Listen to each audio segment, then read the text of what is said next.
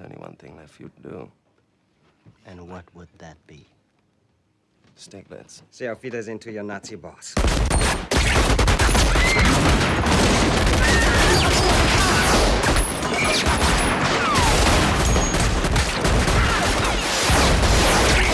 This is Volume 2 in Bad Movie Scenes versus Good Movie Scenes. In Volume 1, we learned that an unstable antagonist can be dangerous. Directors typically have their own unique style, and Tom Cruise and Ben Stiller are a dangerous combo. I know you want the goodies. Welcome to the goodie room. Anything with great musical sequences is a major green flag. Anything with love scenes are a green flag, unless they're a red flag. And remember, no period dramas allowed. Regardez. This is Si vous me... This is boring. So, let's do this. Jesus Christ. Let's start off with a good scene. Now this is better than good. If a rat were to scamper through your front door right now, would you greet it with hostility? I suppose I would. Has a rat ever done anything to you to create this animosity you feel toward him? It is great. When people talk about the works of Tarantino 50 years from now, they may use this scene as the best example of his genius. A 6-minute, slow-burning, dialogue-driven scene that stays in one location. Two characters who don't move from their seats. The way this scene is handled is supreme filmmaking. It is the opening scene from Tarantino's most mature movie, Inglorious Bastards. Each and every man under my command owes me 100 Nazi scalps. And I want my scalps. The great thing about this scene is that there are two conversations happening at once here. One between Hans Lander, played by the wonderful Christoph Waltz, and this French farmer. And another below the surface.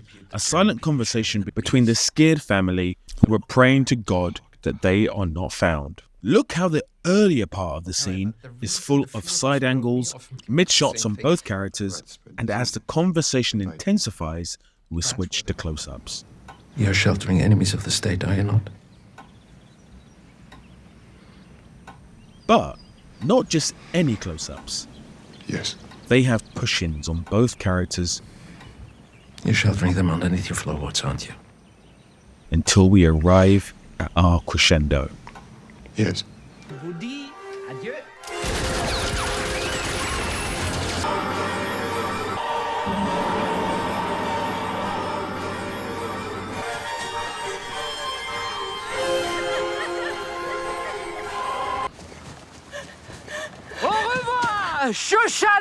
Now, there are various ways that conversation scenes are handled in movies. This is normally shaped wholly by who the director is. But it's not so much the conversations that we're focusing on here. It's the pacing. Because pacing can be like... Or two, I just call the cops on you because this is illegal. She's a minor. We're protected by the Romeo and Juliet laws. We dated for a little while. I was a sophomore and he was a senior. It's fine. No, it's not fine. We've got a pre-existing juvenile foundational relationship. Statute 2705-3. What? Or like... My life means everything to me. Freedom means everything. I know you don't mean to mock me, Dawn, so I just let all that pass. This is one of these times when we've come to a pause. It's a time to keep your beliefs pure. And fast pacing is something that Indian cinema, and specifically Bollywood, keeps to the maximum pace.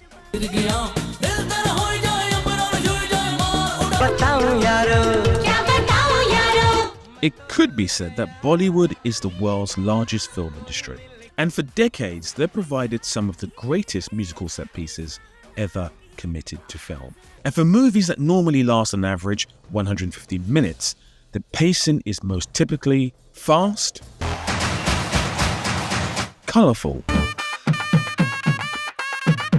purposeful.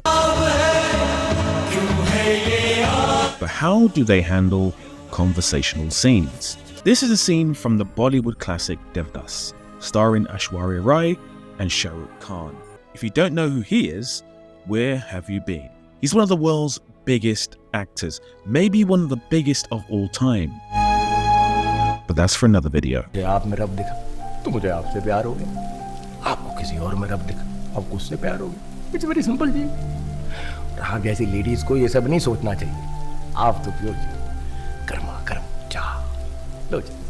Devdas is a film noted for breaking out of Indian cinema after being played out of competition at Cannes and being nominated for a BAFTA. However, the film's style is quite exuberant, and thusly the conversations in the film are handled with a sense of melodrama. I object. Don't you realize? हमारा कुल उनसे कई गुना ऊंचा है. I object. And for the most part, most Bollywood films are handled the same, which can make a 3-hour extravaganza feel like a 19-minute film. Great dance numbers, comedy, over-the-top, undying love scenes. But there is Indian cinema which is more measured.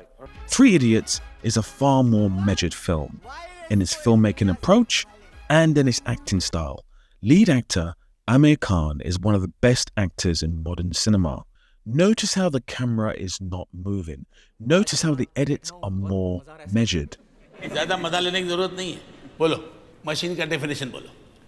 No music. Sir, a machine is anything that reduces human effort, sir. Will you please elaborate? Thusly, the pacing isn't forced. And this adds a sense of realism to the film. And again, the film is nearly 3 hours long, but doesn't feel like it. So, that begs the question, does pacing actually matter?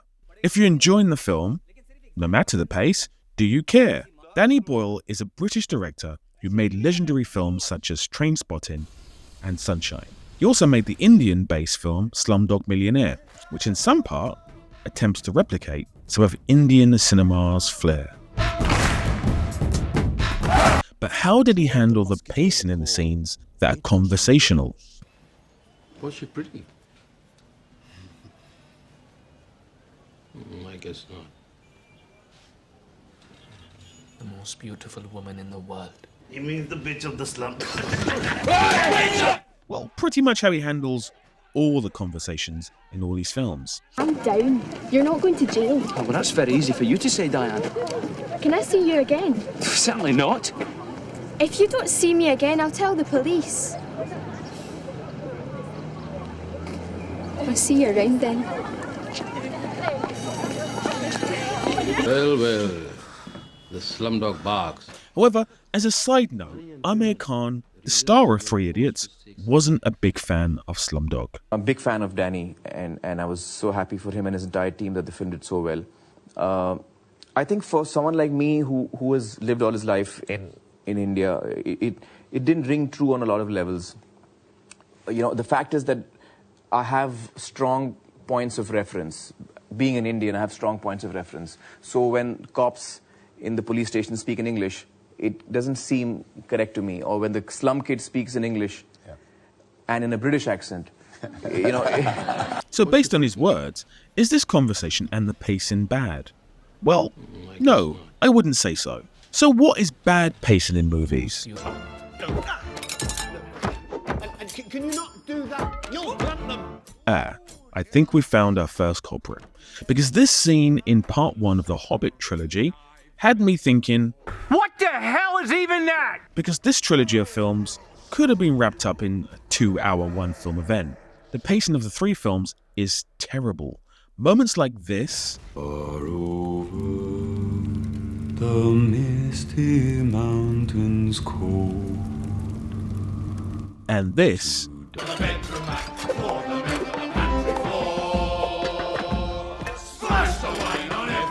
and this scene always got me. Why the birds can't just fly Bilbo Baggins to the final destination so that we can get to part 3, to this day is still a mystery to me. You know what else is a mystery? Only 94% of you guys are subscribed. Now that's pretty awful. If you push the button, 2 things will happen. If you all hit the subscribe button right now at this very second, this channel would have 1.9 million followers. So why don't we both do it together right now and make history? Woo! Yeah, baby! That's what I've been waiting for. That's what it's all about. Woo! Are you for real? Now, the subscribers thing was a mystery, but nothing is much of a mystery as this. Everything gonna be airy. What? We're now approaching Oscar season. Great films like Honora by Sean Baker and The Brutalist starring Adrian Brody are front-runners for Oscar glory. And every year, film will try its hardest to be an Oscar prestige film, leaning into all the tropes. Sometimes failing. Is that legal? Sometimes you need to bend the rules a little in order to keep your country safe. Sometimes succeeding. I think we miss that touch so much that we crash into each other just so we can feel something. Meet Joe Black really wanted to be an Oscar-winning film. Who the hell are you? And it did so by being so painfully slow in its pacing.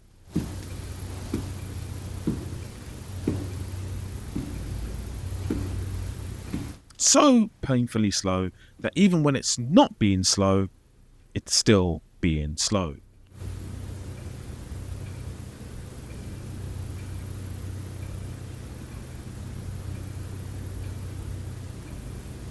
The shot structure is all over the place in the scene. Yes, he's an agent for the Internal Revenue Service. Yes, we were convinced that Montague, on past deals, has structured his mergers and acquisitions in suspicious and complicated ways. This scene would have been helped with the use of quicker editing and more close-ups, because, as you saw with the opening scene, editing and shot size severely help when it comes to pacing. Meet Joe Black was car crash cinema. The perfect cure for insomnia. With insomnia, nothing's real. And we go back to Brad Pitt's 90s films for great pacing. This is a chemical burn. Because director David Fincher is a conductor when it comes to pacing. This scene is a quick example as to why. What are you doing? Guided meditation worked for cancer. It could work for this. There's so much going on here. Shut this up. Present dialogue. Voiceover. Try not to think of the word sear. Inserts. Flashback dreams.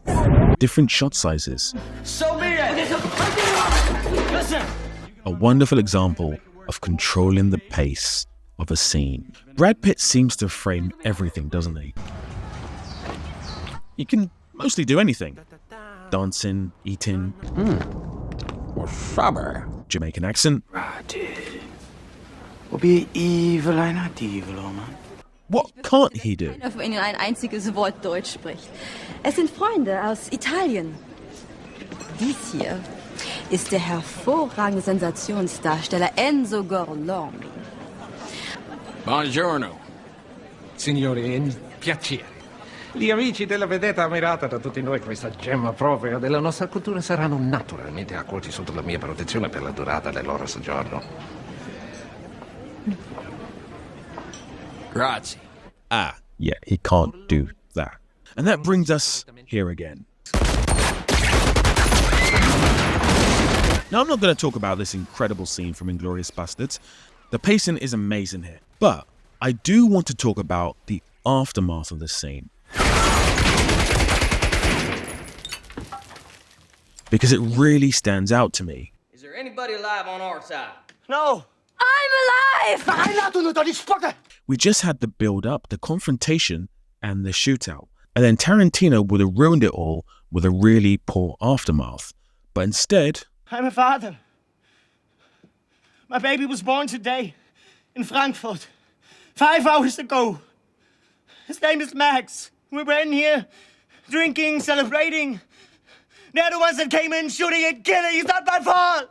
He frames the scene with stakes. Now we care about the life of this German soldier. And he keeps the script just a little bit longer. So when this happens... We only got a deal we trust each other. And a Mexican standoff ain't trust. Whoa. You need guns on me for it to be a Mexican standoff.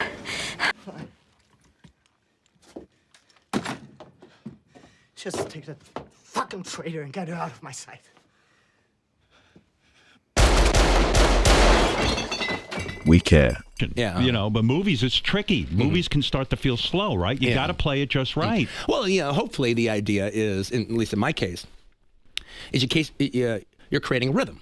Yeah. and you're sailing on that rhythm, and you're going with that rhythm, and you can break up the rhythms and everything, but that's what's stopping it from just being a talky drag.